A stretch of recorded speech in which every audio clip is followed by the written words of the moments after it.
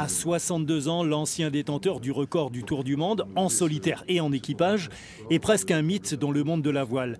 Avec son maxi trimaran IDEC, du nom d'une entreprise blésoise qui l'accompagne depuis une quinzaine d'années, Joyon a battu tous les grands records de traversée océanique.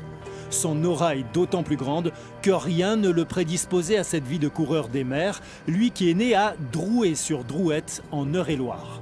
La seule mer qui était à côté de chez moi, c'était la Drouette. Et la Drouette, ça fait 1,50 m de large, hein. C'est pas vraiment océanique.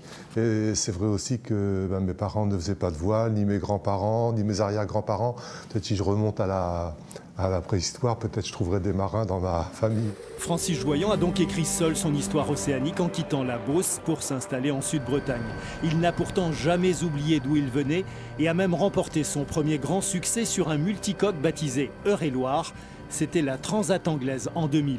J'avais récupéré le bateau vraiment quelques semaines avant, il fallait le repeindre, il fallait lui trouver un mât, lui trouver des voiles et personne ne croyait que c'était possible de participer à cette course et encore moins de la gagner.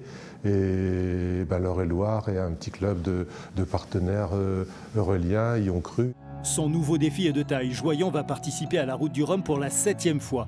Sur ce sprint à travers l'Atlantique, son meilleur résultat date de 2010, deuxième derrière Franck Camas. Le Beauceron n'a pas le meilleur bateau de la flotte, mais croit en ses chances d'être le premier en Guadeloupe. Ce qui est amusant, c'est d'avoir un bateau qui a une possibilité de gagner, peut-être des fois très petite. Comme le Tour du Monde en équipage, personne ne nous donnait une chance sur 100 de réussir à battre le record. Et on a réussi.